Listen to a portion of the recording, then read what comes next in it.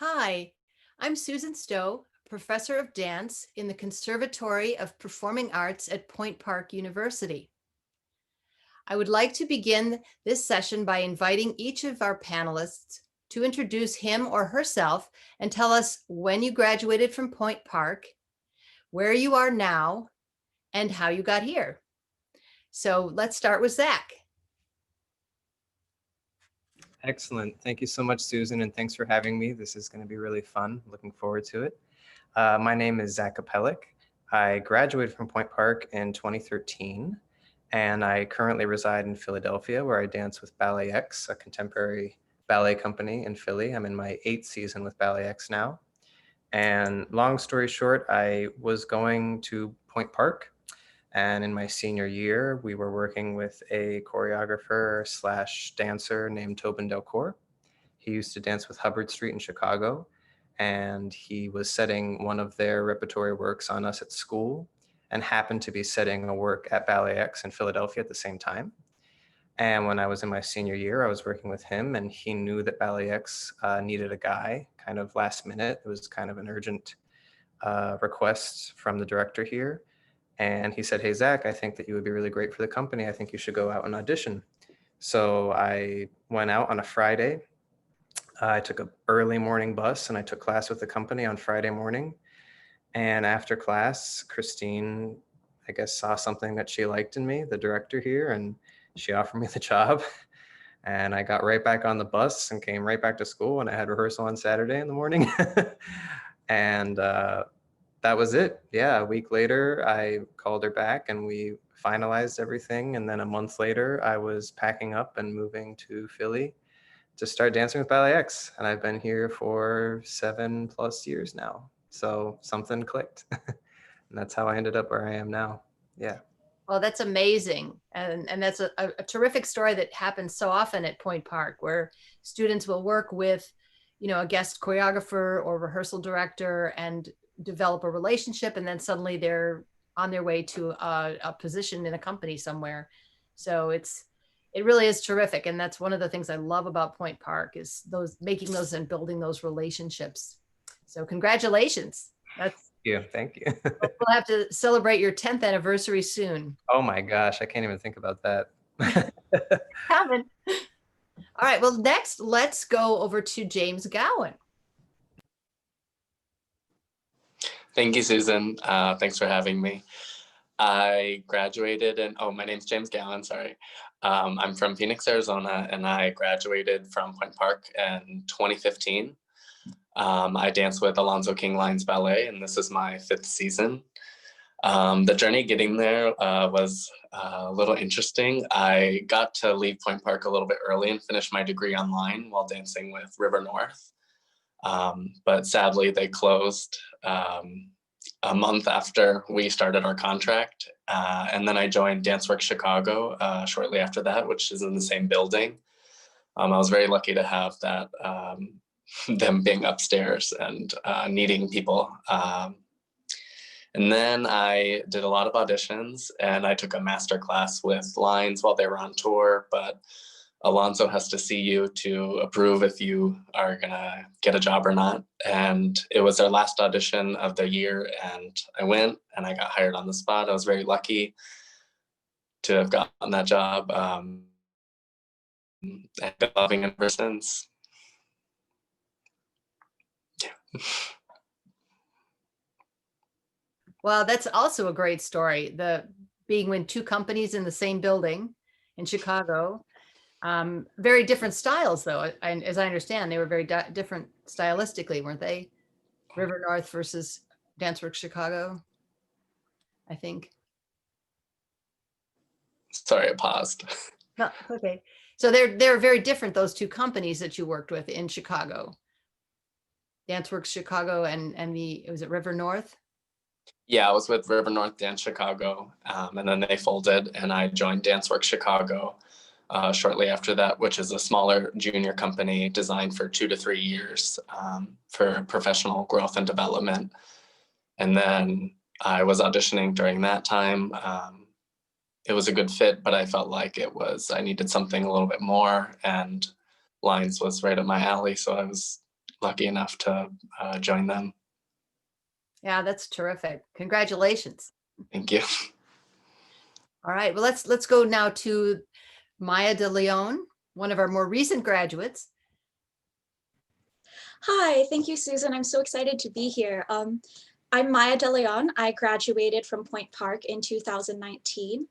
And currently I dance for Central Illinois Ballet, and I spend my summers dancing for Third Coast Dance Company in Alma, Michigan. But how I got there, I auditioned a whole bunch of places my senior year of college, just kind of anything and everything I could get my hands on. I was at the audition or sending my videos in.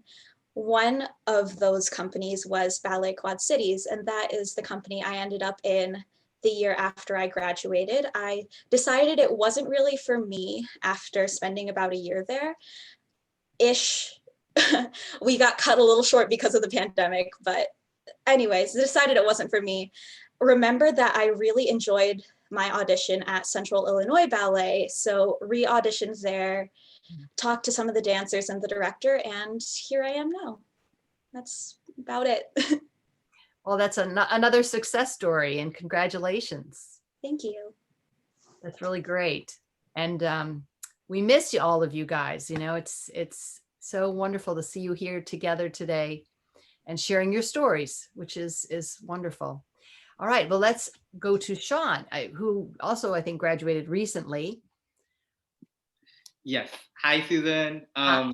My name is Shawn Cusseaux. I graduated in 2020 recently, and I also dance for BalletX with Zach.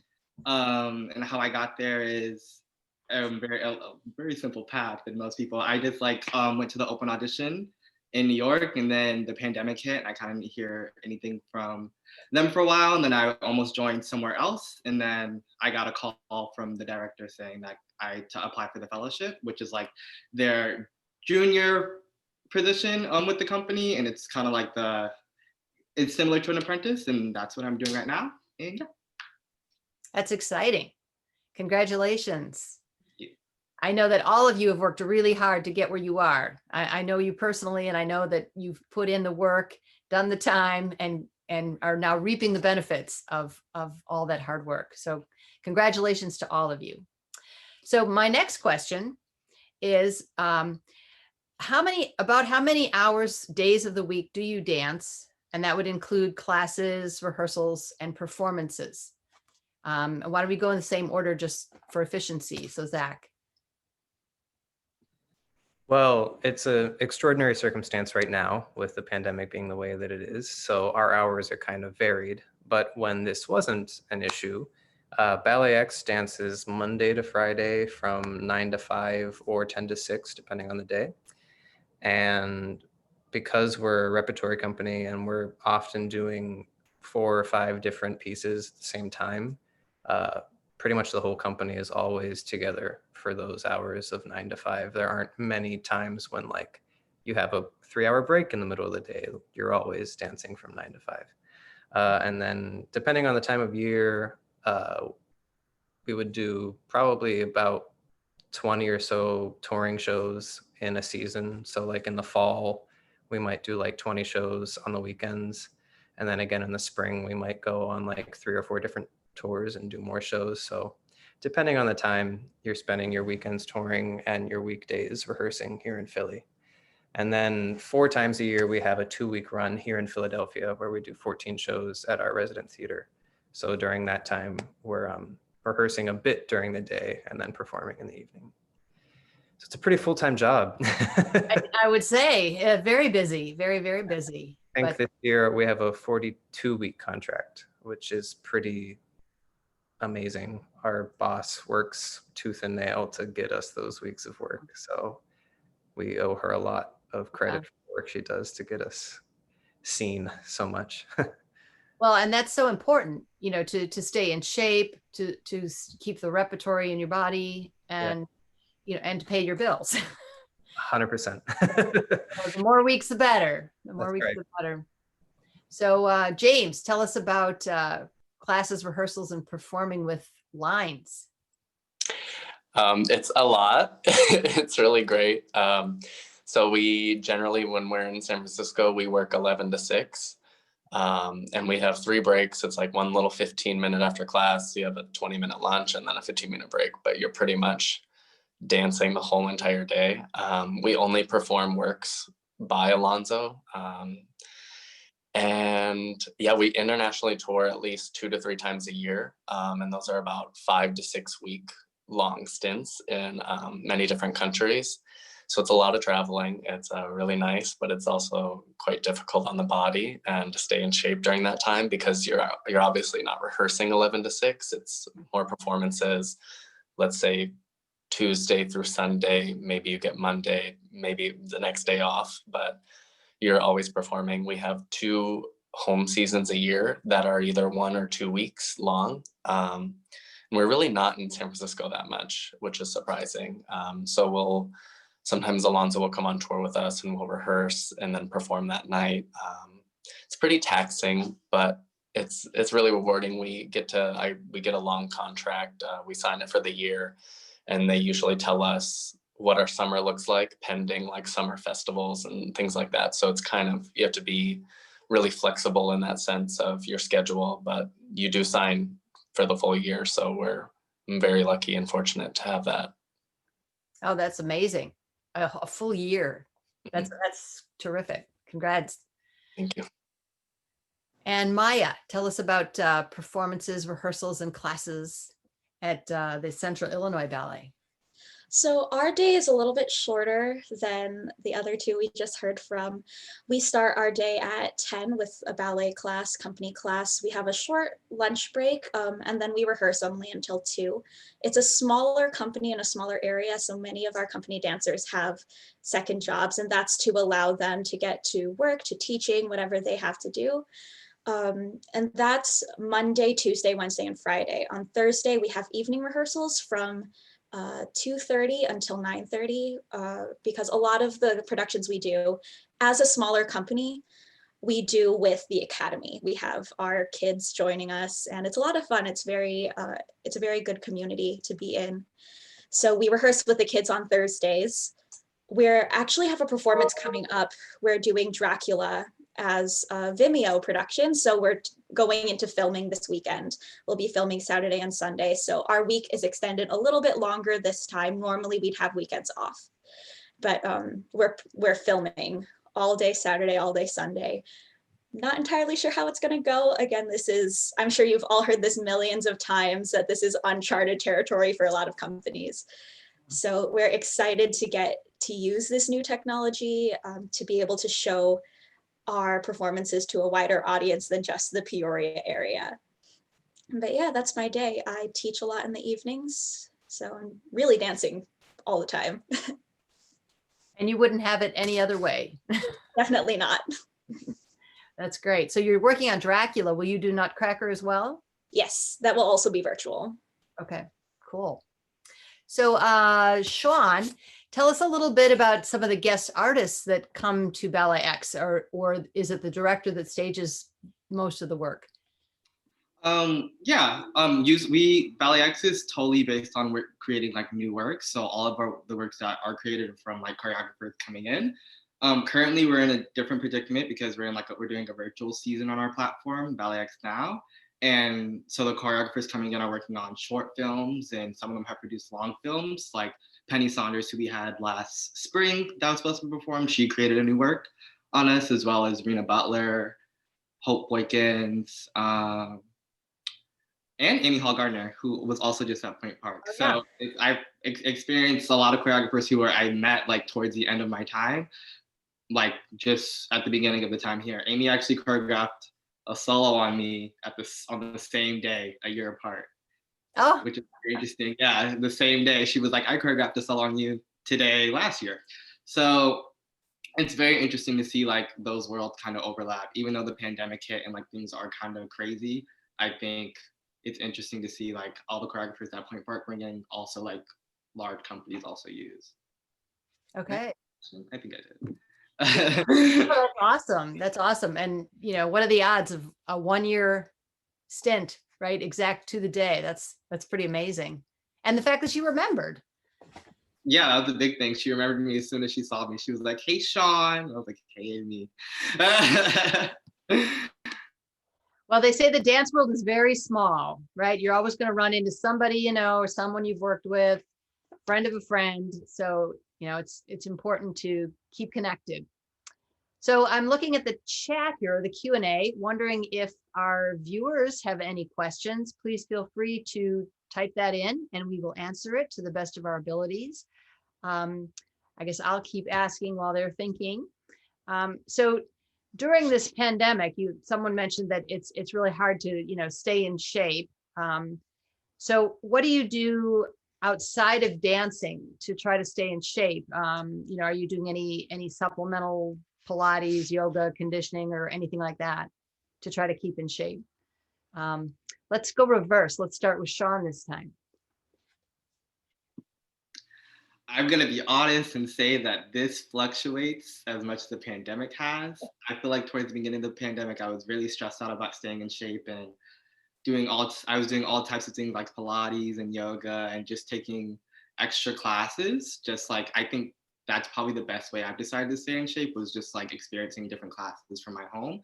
Just because during like the heat of the actual year, like when we're actually in rehearsal, it's hard to like get out and go somewhere else to take an extra class or like learn a new style. So I think during the pandemic, I've really benefited on just like taking different like styles in like house or an African or even Graham some days. Even though it's in my living room, I still get the feeling for it. But Pilates has helped, and I actually started getting more interested in floor bar as well. Oh, So, yeah. Floor bar can be really great. It's very revealing. And Very, yeah, you can't cheat in floor bar, so it's really a great tool. Yeah. How about you, Maya? Are you doing anything? You mentioned teaching, but are you doing anything for yourself for conditioning or? Yes, before it started getting cold, I would go ride my bike, take lots of walks, things outdoors that were generally safe. That I could stay healthy and also do things outside of dance that would help me. Some of the other things that I would do is similar to what Shawn said. I would find classes in other styles because being in a predominantly ballet company, I get mostly ballet classes, and it's kind of fun to be able to branch out a little bit on my own. So I would find any modern class, jazz, tap that I could get my hands on and just kind of have fun, but keep my versatility well trained, I suppose. Great, thank you. And James, what are you doing to stay in shape outside of normal ballet class? I used to jump rope competitively when I was younger, so I roping. It's kind of fun. Not like I used to be, and I also do some yoga, and long walks are great. But yeah, that's pretty much it. Okay, terrific. And Zach, what are you doing? I have to confess that similarly to Shawn, I was much more motivated back in April and May to stay in shape than I am now. But when I was more motivated to do it, I was doing a lot of classes online with my fiance. We were taking a lot of yoga and even like boxing classes online, which I actually really enjoy. I've been kind of trying to keep up with that a little bit. But other than that, just trying to get outdoors as much as we can in a safe way. I even started running, even though I hate running, but just any way to work up a sweat was really awesome. You kind of take for granted how nice it is to just sweat sometimes. And running was one of the only ways I could really do that. So I finally would go on some runs. Yeah, you got it. Yeah, you just have to do what you can. I like biking myself, like getting on the bicycle and just going around the neighborhood. It's just to get the heartbeat up, get the heart rate going. Yeah. So great. Well, we have some questions now from some of our viewers. So I'll read the question, and then whoever wants to answer, and feel free for all of you to answer if you like, just raise your hand. So the question is, how did you keep up your mental health during quarantine? Anybody want to jump on the mental health issue? Shawn? Actually, this was a big one for me that I kind of delve into during the quarantine, just because at the height of our quarantine, like when the quarantine started for us, was like the height of the stress for like the senior class in particular, just because we were like in the middle of audition season and things like that.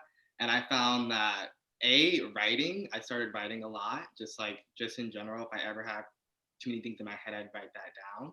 But also I started improvising a lot, like improvisational movement, just like nothing, I don't know, I just found joy into like letting my body do like what it wanted to do at that point in time, and like not, because I was so focused on like getting back in shape and like getting my body back together and what is it gonna look like in 3 months type situation. So it's just like by doing that, kind of like reminding myself of like why I love dance and like why I love movement. And it's like a little meditation for me, just like if I'm ever like too much in my head, or if I'm ever just like feeling down, just to like dance it out a little bit. Yeah. Thank you. Anybody else? Ways of coping? Maya. I found that the most important thing for me during the pandemic was, or it's still a pandemic, the height of the pandemic, was to stay connected with other people. That was the hardest thing to do because you couldn't go out to dinner or just even hang out at somebody's house really at all.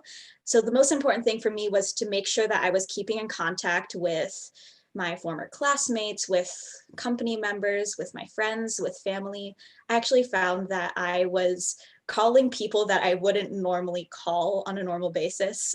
Some of my classmates from Point Park, we would all get on a Zoom chat kind of like this, and how's it going? How was your year? How has it been since I last saw you? And it was really relieving. It was very refreshing to be able to have even any type of contact where I can see someone else's face and hear their voice and just know how they're doing. That's great. Yeah. Anybody else? Advice for our viewers? I think this has been a really good time to think about yourself and your actions and what you want to contribute to this art. And for me, it's been really great to just take a step back from dancing for a second, because especially at Point Park, it's such a rigorous schedule, and I went straight into dancing professionally, and I haven't had a lot of time off. So I think really cherish the moments that you do have off, because they don't come often. And you really just need to focus on you and what makes you happy. And sometimes we're in front of a mirror all the time that we get so fixated on these things that don't actually matter. So how can you find things that actually matter to you and aid in your happiness and your mental health during these times? Great advice. Thank you. Really great. Anything else for trying to keep your sanity during a pandemic? Ditto to all of that. And also, I think one thing that I really enjoyed about having the time away from dance was finding other ways to express myself through my creative energy. Kind of similar to what James was saying, just using that time, even though you don't have the outlet that you normally did with dance, but to take that, you still have that creative spark in you, even if you can't dance it out. But I tried to find other ways artistically to express that, which was actually very therapeutic for me. So that was nice. That's great. Yeah, just kind of reinvent the whole thing. Exactly. Awesome. All right, well, we have another question. And this one is, why is it important to have hobbies outside of dance? And what are some of yours? So anyone want to jump on hobbies? Maya? So it's very easy to get burnt out if you're doing the same thing over and over and over every day. And from what I've heard from a lot of the other panelists is that we have generally the same schedule where you take class, you rehearse, and that's pretty much it. So the reason it's important to have other hobbies is so you don't get tired of your life in general. Some of the other things that I like to do is I play the piano, so I will just sit and not think about dance at all and just let the music happen. Or let's see, or reading a book, anything not at all related to dance and try anything and everything, because then when you have company time too, when you're talking with other company members, you have things other than the studio to talk about. And I think that's a really important thing for all of your sanity, for all of your mental health, is to have other things that you're able to relate to with each other and talk about outside of the studio. As I recall, you were quite a beautiful visual artist. Do you still paint and draw? Thank you. That is something that I've had a lot of fun doing and that I've had a lot more time to do over the summer when we weren't in the studio or rehearsing, but that's a lot of fun too. And I have friends who do that, and that was a way that they got supplemental income, was that they are really great visual artists. So they would sell their work when they weren't in company, when they weren't dancing. Thank you. How about anyone else? Hobbies, pets, anything that helps keep keep you sane? Yes, Shawn. Yeah, I love my cat. She's been my best friend since Nice. Point Park, and she's still my best friend. So if you count her as a hobby, I'm all over that. Okay, what kind of cat is she? She's a calico cat. She's like white. She has black and brown spots. Her name's Ophelia. If anyone lived in Oakland, it's a reference to that. So yeah. Great. I'm happy you're still together. How about James or Zach? Any hobbies? Yeah, I've been, I play World of Warcraft. It's a little hidden thing that I don't like to share with a lot of people, but it has helped me a lot. Just like mindless activity sometimes can be really good distraction from what's going on. I'm also learning Japanese right now, so that's pretty fun. I figured to try to challenge myself intellectually during these times is very important. That's great. Do you think the company will travel to Japan ever? I hope. We went to China recently, and I'm hoping we make it over there. Okay, very cool. We performed in Taiwan. That was pretty amazing. Yeah. When I was dancing with Pittsburgh Ballet Theater, and we toured over there, but it was a whirlwind. We were only gone for like 10 days, and we did 8 performances. Did you recover from the jet lag at all, or is it just Yeah, not really until I got back to Pittsburgh. It was just ongoing, you know, but it was an amazing experience. It's different. It's so different over there. I love it. Yeah, it really is. How about Zach? Any hobbies? I know you mentioned boxing. Actually, I have been doing one thing since basically the beginning of the pandemic. I'm Ukrainian by descent, and we have this tradition at Easter time of making really, really intricately decorated eggs. They're called pisanki. And so I started doing it back in March because we were leading up to Easter, and it happened to line up with the pandemic. So I had a lot of extra time on my hands. And then I just kept doing it. It's something I've been doing since I was 3-4 years old. And so I'm still doing it now. And I've actually gotten a lot of people that want me to make them for Christmas presents for them now. So I'm actually kind of making a little bit of money from it too. So it's been a fun hobby that's now turning into something I can use to make a little extra cash, which is nice. But I've probably made at least 100 or so since March. Wow. They probably take a good 4 hours a piece to do. So it's been my #1 hobby, definitely, since the beginning of this pandemic. It's very therapeutic too. It's nice to just sit and focus on something, and kind of like what Maya was saying, to just block out everything else and just be focused on that one thing is it's really nice. Yeah. That's terrific. Wow. I might have to order one of those. I sometimes will occasionally put a batch up on Facebook or Instagram. I've been doing it since like May, and then I donate the proceeds to a different charity. So I might do one actually in the next week or so, because I have a batch brewing here that I need to get rid of. So you need the space. Check your Facebook. It might be up soon. Okay, thanks. I will. I just saw Ophelia too. We just had a little sighting. She came in for a minute. Yeah, she heard us talking. She had to make an appearance. All right, next question. This is from an Erwin De Leon. Any relation? So this person is asking, how do you push your envelope artistically given these times? So how do you push the envelope? That's a tough question. Shawn. For me personally, I feel like pushing the envelope has been quite easy because I'm surrounded by like all these new coworkers who are like all amazing. And like my title and my position is to learn from them and learn just like about the company in general. So I feel like by watching them has helped me push my envelope and help me just make more creative choices or decisions or just think about things differently, you know, and about music. So I think just like having them and having that little push, I think that's kind of a blessing that happened out of this pandemic. Not many great things happen out of the pandemic, but I think that's one of them. Awesome. Okay. Positivity. I love it. All right, Maya. Pushing the envelope artistically, we're working on Dracula, and it's been, because of the pandemic, it's been a really long time since I've done a story ballet.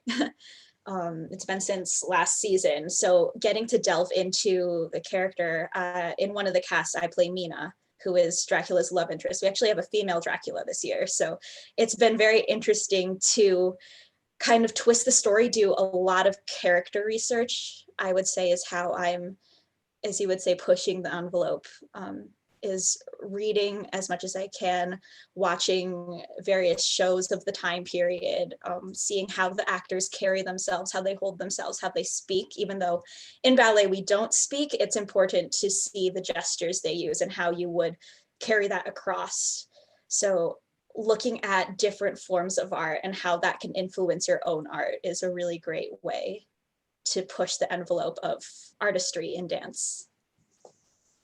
That's great. Yeah. I don't know that people really understand the depth that dancers go to learn a character, to portray a character. And it's very challenging. I mean, it's, you know, like being an actor, you have to really find the character and be able to portray that person. So good for you. Anyone else care to share about this topic? Zach. I think it's a very actually appropriate question given our time period, because we've all been kind of forced as artists to think outside the envelope in order to reach our audience. And I know at BalletX in particular, our boss kind of hit the ground running when the pandemic hit, and was immediately trying to think of ways that we could still reach our audience and push that artistic envelope. So I think, as Shawn was mentioning earlier, since the beginning of the pandemic, we've premiered 4 films, and we have another 9 on the docket that will be coming out in the near future. And BalletX wasn't kind of our medium up until now. We had never really done dance on film. So it's been a pretty steep learning curve, but I think that we're slowly adjusting and figuring out how we can continue to be creative within the confines of this pandemic. It's been especially interesting in the first few months when we were actually quarantined at home, having to rehearse everything via Zoom individually in our apartments. I mean, Shawn was still in Pittsburgh. A bunch of us were here in Philly. I think we had another dancer, Ashley, she was in Florida. And we were all rehearsing virtually on Zoom to create films that would then be filmed at some point on location altogether. So that was a challenge, but I think that we succeeded, and I'm really happy with the work that we did. And I think that we're just going to continue now that we've kind of opened this Pandora's box of possibilities. I think we're just going to continue to explore how we can continue to push that artistic envelope on film as well as on the stage. Absolutely. I think it opens up even possibilities to work internationally, you know, with dancers all around the world. You know, we don't have to limit it. Yeah, that was totally a discussion. And it's also opened up the door to choreographers internationally. We actually worked with a choreographer from New Zealand who was in New Zealand when we rehearsed with him. So he would wake up at 3 a.m. and rehearse with us at 4 a.m. And it would be, you know, like 2 o'clock here, our time.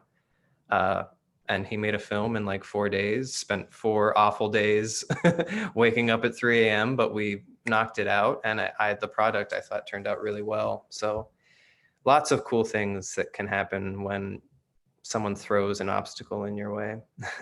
Yeah. What is it? They say when they throw lemons at you, make lemonade, right? Exactly. Yeah. So anyone else want to chime in on this topic, but how to push the envelope, so to speak? Sure. So Lines has been making some films, and some of us went to California to film, but it got canceled due to the fires. And so now we're back here just waiting for the next thing to open up. But I've had to film myself over and over and over again for them. And they're choosing the music, they're getting the final cut. So I think, you know, you really take a hard look in the mirror when you're sending all these videos out, and you're having to give yourself class and warm up. And I think it's a really good time to get rid of all those bad habits. And maybe when you're watching all the videos of yourself, like I like to do that normally, just an old piece, a rep that we're about to tour or something. I like to see how I can approach it differently each time and make it fresh and make it new. I think it's really important. And yeah, just remove those layers of yourself that you maybe don't like, or maybe that you're holding on to that you don't necessarily need to. I think it's a really good tool to further yourself and to make yourself a better dancer. Thank you. Yes, thank you. Really great information, guys. Keep it coming. This is great. So our next question is, how did you know what company was right for you? And how did you know what sort of direction you wanted to go in while you were at Point Park? James. I had a very confusing time at Point Park because I started dancing when I was 16. And I found out that summer that I got a scholarship to Point Park my junior year at NYCDA Nationals. They had a panel there, and I was very lucky to be chosen. And I started as a ballet major, and I switched to a jazz major because it was, I guess it was more for me. So I joined a jazz dance company, and then shortly after that, it was more contemporary company, and now I'm in a more contemporary ballet company. And it's hard. I think as dancers, we shouldn't classify ourselves as one or the other. There's no company on the planet, I mean, that is mainstream to my knowledge that does one thing. You know, we do everything. And I think the more versatile you can be and don't pigeonhole yourself into being this one thing, you're going to be so much better than everyone else. And not in the sense of an ego, but you're going to have more tools to your whatever, you know what I mean, at your disposal. Sorry. Yeah. Tools in your toolbox. Yeah. Thank you. Yeah. Maya, go ahead. So the one thing that was really hit home for me while I was at Point Park in classes like the entrepreneurship class or the one you do your senior year, was that you can't, as James was saying, you can't really pigeonhole yourself in a style of dance necessarily, or even pin your loyalties to any certain company, like your dream company that might not even exist. But where you have to keep your loyalties is your own personal mission, your own personal vision. You have to know what you want to put out into the world as a person and stick to that. And that was really hard for me to grasp after my senior year. And I ended up joining a company that was not at all for me, that I joined mainly for financial reasons. And that company ended up not lining up with my personal moral beliefs.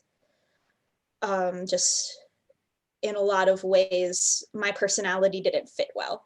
And that was okay. I still got a lot of information out of that company. I learned a lot about myself. I learned about what I want to see in the dance world, in the ballet world. And I kind of figured out how I could help to make those things happen.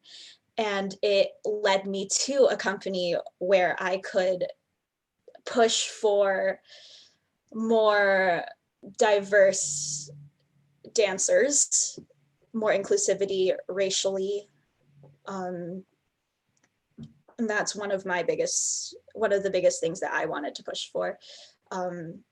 It led me to places where I could teach children that.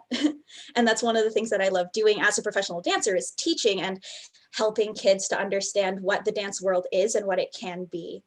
So the direction that you are in right now may not be the direction you go in later, even 2 years from now as a college dancer, but you have to understand where you want to be as a person, I guess, is the best way to sum that all up. That's great. Thank you. Thank you very much. Anyone else? Shawn. For me, I guess it was like a couple. It was a couple instances where I kind of knew that I'm word vomiting. When I was at school, like I didn't really know what I wanted to do. I was a modern concentration. I started off as ballet. But like in the back of my head, I always knew that ballet might have still been an option for me because I still like to do it. So like I kept up with the ballet training as much as I could with the schedule. But then once auditions hit, I kind of just auditioned for everything anything that I had like a minor interest in, I kind of just auditioned for it because I just never really knew like what I really want to gear my energy towards. But I do remember, actually, this is funny because I remember when Zach came and taught a master class, like my junior year, he taught like Beautiful Decay. And for me, that was one where I was like, I actually really enjoyed doing that. And like, I enjoyed that style of movement. So I knew going into the audition for BalletX that I already enjoyed the movement. That's kind of just like where my aim was, just like naturally. So when I went to the audition, it kind of like solidified it for me, just like the dancing in general. And just like, it was also the only company audition I went to where they had like actual company members attend, like a good few of you attended and like helped us do the audition and talked to us. And I was all about dancing in an environment that I felt was going to be positive for me and positive for like my growth, rather than just like going to a company because they have a position. So I think that's what really made me attached to this company, is that like the family part of it was very included in the job. And I think at Point Park, we're also taught like you do better when you're nice to people. Like when you're a good person, you do better in this career, in this field. And I saw that within the like having the company members be in the audition, help you out with the audition, teach the company class, and I don't know, just be there to help you out. Like it just shows like a support that I felt like I needed in that time of my career to like make it to the next jump or the next level. So it's sort of like an extended family. Yeah. They're your brothers and sisters.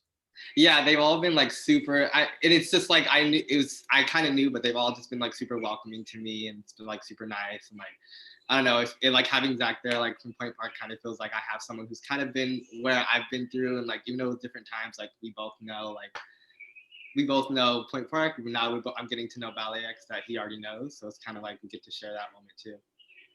That's awesome. It's kind of like the Big Little again. Yeah, exactly like that. Senior dancer with the freshman. So, how about you, Zach? I wish I had been a senior when Shawn was a freshman. It's making me feel very dated, Susan. I'm a lot older. But no, it's true. I liked what kind of Maya was saying about you never know where you're going to end up, and you just kind of have to stay true to who you are as a person and to what you want. And I think that there isn't a dream company that is perfectly molded for any one person. You're always going to have problems in a company. I think that that's a very important thing for young dancers to understand, is that you're never going to get somewhere and be like, I am so happy, this is perfect and everything's peachy. It's just not realistic. Everywhere you go, there's going to be problems. That's life. So it's just about deciding if the pros outweigh the cons in your situation. And for me in particular, I never thought I would end up in Philadelphia. When I was in school, I had my heart was set on Chicago. I spent all of my summers training at Hubbard Street. I was ready to leave and go start dancing with that company. And I passed up a couple chances to leave school early and do it because I wanted to get my degree. And when the summer of my senior year rolled around, that boat had sailed. Mm.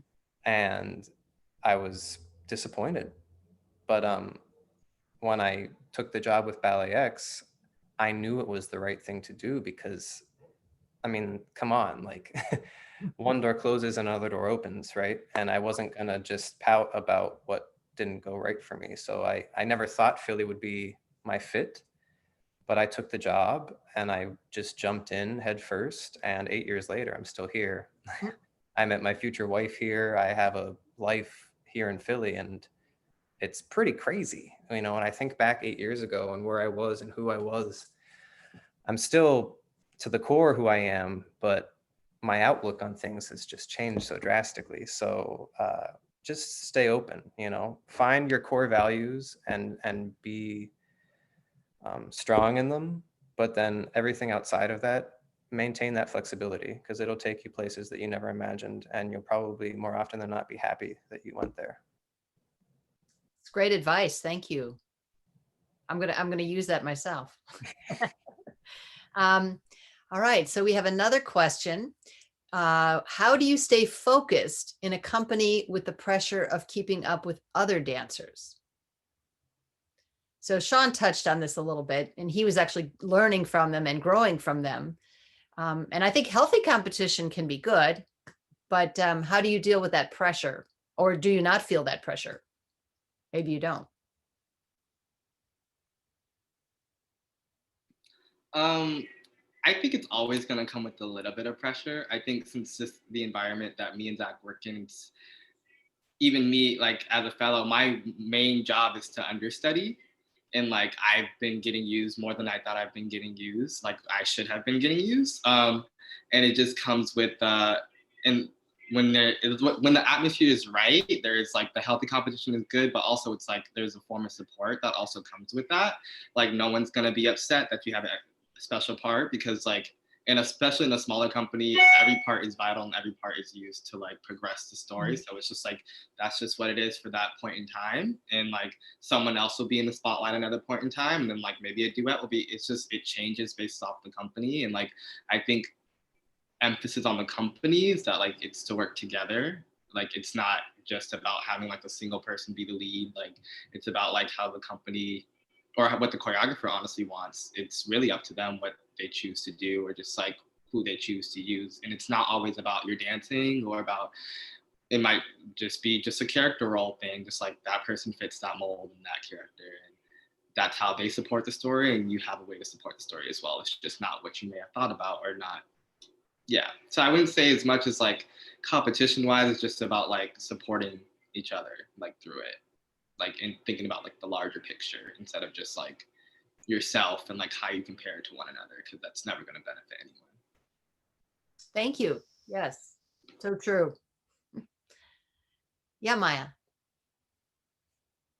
Especially being a new company member this year, it's been hard for me to kind of understand that I don't know everything, I guess. And like, I'm not saying that I ever thought that I did, but coming into a company where you don't really know anybody, it's difficult to adjust a lot of the time, especially coming from a place like Point Park. You've been there for 3-4 years, you've kind of fallen into a routine, you know what's going on at all times.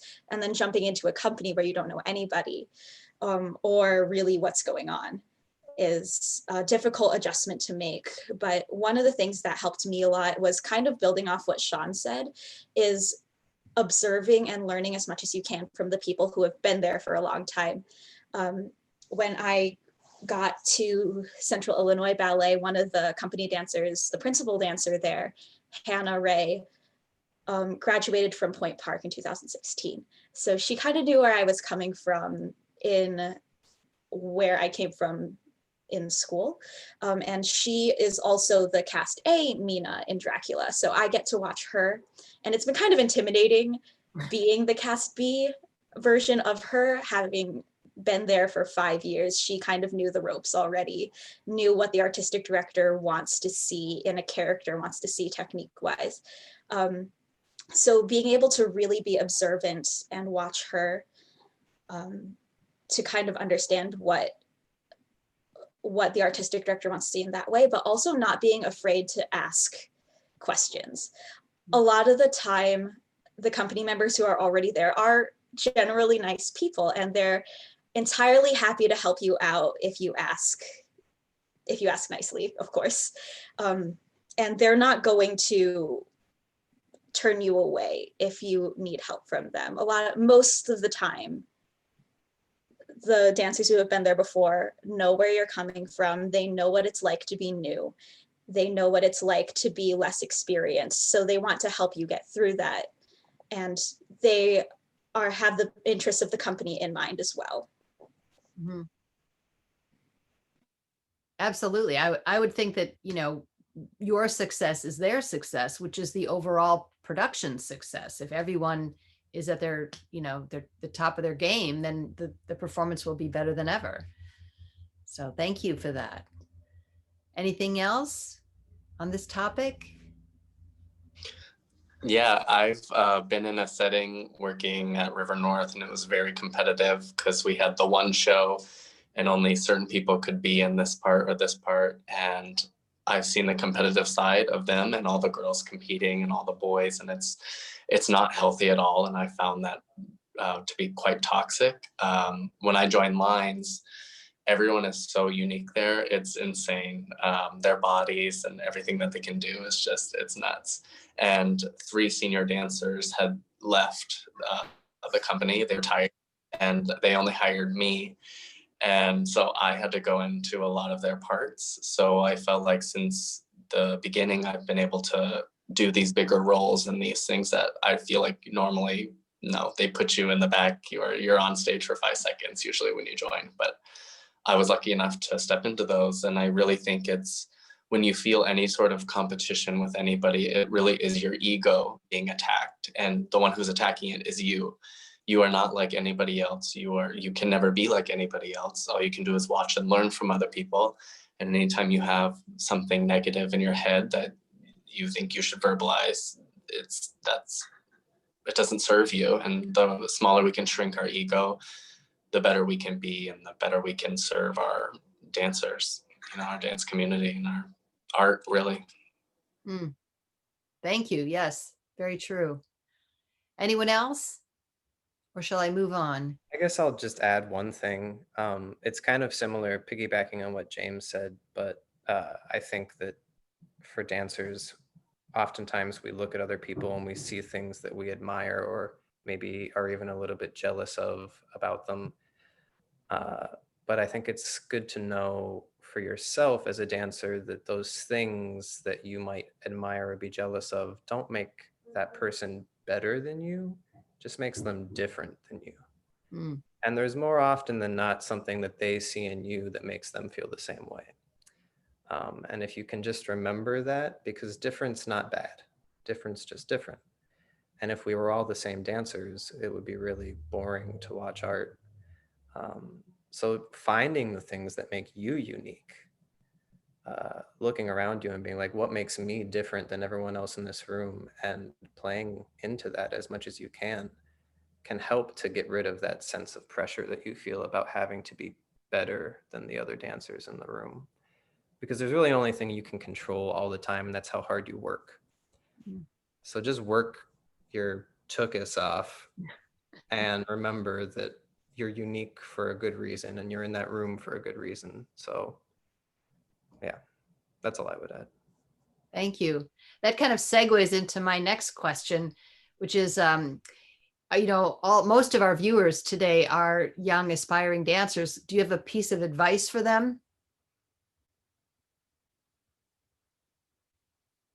James.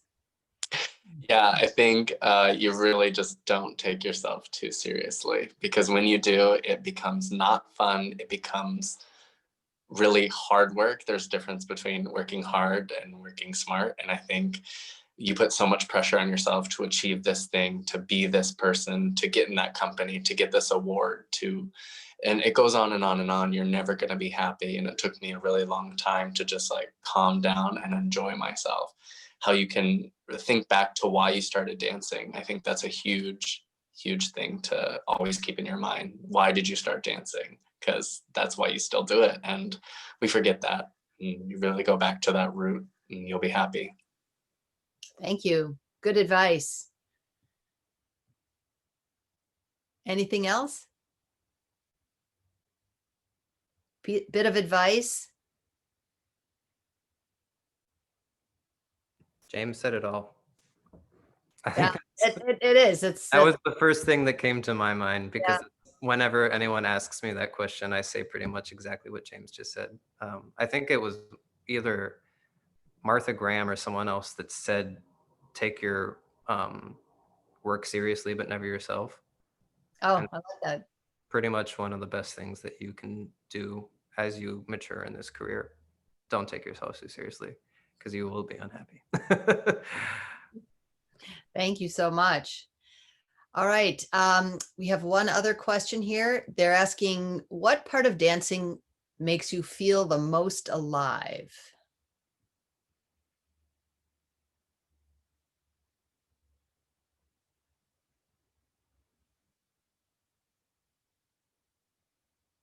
Maya. I'd say that the part of dancing that makes me feel most alive in one word is sharing. In any capacity of dancing, whether it be performing, taking class, rehearsing, teaching, you're sharing that experience with other people.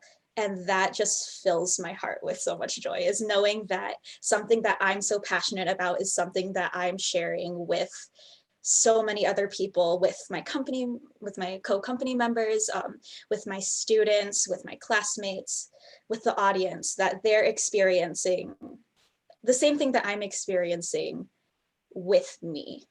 Mm-hmm. And I think it's really exciting that as dancers, we get to do that, even though this season looks really different. You're reaching so many different people, even if you're dancing virtually. I took a lot of classes this summer from people that I would never have thought I would get to take classes from, people that I've worked with in the past, people that I never thought I'd ever get to work with ever. But getting to share those experiences with other people is definitely what makes me feel the most alive. Thank you. That's beautiful. Anybody else want to share what makes you feel alive? What makes you get up in the morning and be excited to go to work?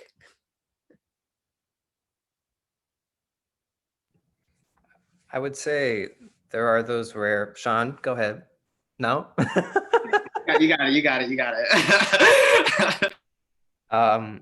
There are these like fleeting moments, and I think for some dancers you have them more often than others, and for some it takes, it can be a year before you feel this, but there are these moments. Sometimes they don't even happen on stage. Sometimes they might happen like in the studio when you're rehearsing.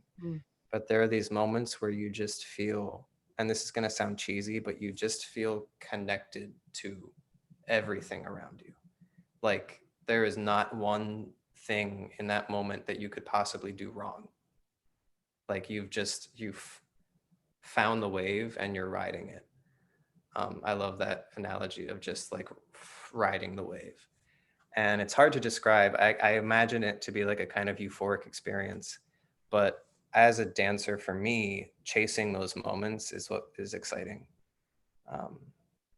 And being able to share it with others while you're doing it. Because, when you see someone have that moment on stage, you can totally tell. You're like, oh man, they are riding that wave right now. That looks like it feels so good. And when it does feel that good as a performer, God, there's like no way to describe how awesome it is. So that's when I feel the most alive, when I find the wave and I'm lucky enough to be able to ride it for those brief moments. It's pretty nice. Awesome. I Yeah. miss the feeling. Shawn, you have something to add? Yeah, I'm just gonna piggyback off of Zach and say, like that feeling and just like being able just to be whoever you want to be in that moment. I think dance all really gives us a chance, and I'm realizing it more now that we've been doing like these films and things, and we have to portray so many different characters at such like small increments of times that like the ability to just transform yourself to be whatever you want to be or need to be during that time and completely take yourself out of like your physical being and what you feel and portray something else is like, I'd say probably one of the second best feeling. I think Zach nailed the first one, but the second best would be that just being able to present yourself completely confidently as you would want. I feel like oftentimes in real life we're like timid with our personalities and things like that, but being able to like express that and not have any boundaries to where that could go, or just being able to take over a role and like have it consume you, I think it's very, what's the word I'm looking for, lively. I'll use that. Fantastic. And James, you have something to share? Yeah, to go off of what Zach is saying is, yeah, I totally agree with that. And I chase those moments. And I feel like those moments happen a lot on stage. And I think when we're able to find them in the studio is a little more rare, at least for me. And how do we tune into those, and how can we find more of those moments for ourselves within the smaller aspect of dance? I don't want to call it smaller because you're doing the work, but I find that once the lights are on, that adrenaline kind of gets you into that zone, or can, like, really quickly. And how can we find that in the studio? And that is your solo, that is your performance. It's that bar, that plie. Really tuning into those like smaller things, I think will, give you more. It'll give you more. Nice. Nice. We're so lucky to have these opportunities, It's really extraordinary being an artist. It's so special. So I have a question for you to ask each other.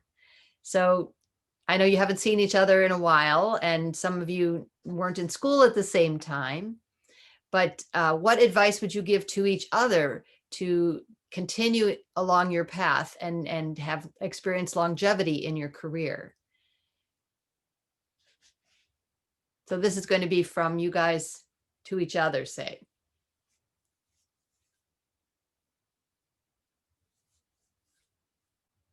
Well, I guess as the reigning senior citizen here, I can start us off.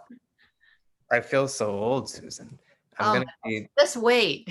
It's gonna be, yeah, it's crazy. I would just say, if you clearly all have a very good idea of what it is that makes you happy about this art, and kind of what James was just saying, like, never lose sight of that, of those little moments that make you happy. Keep chasing them. Because as soon as it starts becoming work, it's not worth doing. We don't get paid enough for that. So yeah, chase those moments and remember how lucky we are to do what we do as a living. It's wild. I forget sometimes, and I take it for granted that I get to do this for a living. And then I snap back into it and I'm like, this is surreal. I get to wear tights and go on stage and prance around and somebody pays me for it. It's wild. But it's not just that, we're creating worlds for people to inhabit. And, some people get paid millions of dollars to do that when they put it on screen, but we don't. And that's okay, because ours is more special, and it takes more hard work and more tears and more sweat and more, muscle. And that's what makes it more special for me, is that we do the hard work, but it's work worth doing. And yeah, keep chasing those moments. That's what I would say. Thank you. Would you like to respond, James? Yeah, I think just to go along with that, and I guess a different tangent, but what's helped me in my longevity and my mental health and my physical health is, Alonzo tells us this all the time, is like, get into it, because no matter what, you're going to be tired. You're working hard. Something hurts. Something always will hurt. You got to push through it and really get into your work. And what that means for you is do whatever you need to do to get into it, because it's not another superfluous day. It's not another work day. It is your day, and you get to do whatever you want. And how do you set your standards as high as possible for yourself? By getting into the work. Yeah, so true. Maya, any words on longevity for your colleagues? Yeah, longevity, not necessarily in terms of our own personal careers, but in terms of dance as a whole, is that I would like to see us keep pushing dance, because we all know that the dance world isn't perfect. I want to see us as professional dancers keep pushing the dance world to be what it has the potential to be what we dream this world could be, especially in tumultuous times as we are in right now, to keep pushing dance to be more inclusive, keep pushing dance to be friendlier to people who didn't have the same opportunities as we did. We were all very fortunate to be able to go to a place like Point Park, to be able to have the training that we did, to have access to the auditions that we did. But I would like to see us as people in the industry push dance to be something that it can be. And I think that's what will keep dance relevant, that will keep dance around for years and years to come, as it already has been. Thank you. Yes, I agree wholeheartedly. Shawn, anything to add? Yeah, I'll just piggyback off of Maya and say that like growth is inevitable, both in yourself as an artist. Like, I feel like I'm giving this advice to myself, obviously, but because I'm the youngest one here. But just like never be complacent about where you are, and that know that there's always a possibility for more. Like whether it's just in you and your dancing or in the dance world. I think the pandemic, although it has been like not the best, like not great, it has shined some light on some very important things that we have kept in the dance world quiet. And I think now is the time, and like the perfect time, to reinvent what the dance world could be and like what we could all benefit from it in a way, and like open the possibilities for it to be more accessible to everyone instead of just a selective elitist group. Yeah. Awesome. Well, and you will, I see you all as leaders, future leaders for dance and the industry. And, you know, when you hang up your shoes and tights, I'm sure that you'll go on and take the reins and really provide us with a better dance world, a more inclusive dance world. And that's exciting to have people like you out there. I do want to share a comment, actually. This was from one of our attendees who said, "Thanks to everyone. I have grown as a person listening to everyone's answers." So that's pretty extraordinary. I wanted to share that with all of you. So I think we're getting close to the end of our time. We have no more new questions unless you have a question. Do you have a question for me or for each other?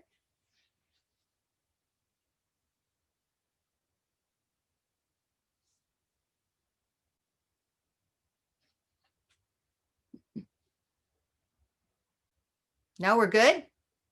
Okay, awesome. Awesome. Well, I'd like to thank our viewers for attending. It's been an extraordinary afternoon, and I want to thank our panelists. You guys have been great. Maya, James, Zach, Shawn, it's just such a treat to see you and hear from you. And I'm so proud to have been a small part of your lives at Point Park, and carry the torch onward, right? You guys are gonna do great things. I'm so proud of you. And I'd also like to share with our viewers that next Monday, there will be another one of these webinars at 4:30 p.m. Eastern Standard Time. And the guests will be Rennie Harris and Maud Arnold. So we hope you'll join us for our next webinar next week. And for those of you that have attended in the past, keep coming. We've got great stuff for you ahead. So thank you all very much. Lots of love, guys. I hope to see you on stage. Take care. We'll see you next time. Thank you so much, Susan. Yeah. Thank you for having us. Kisses. Guys.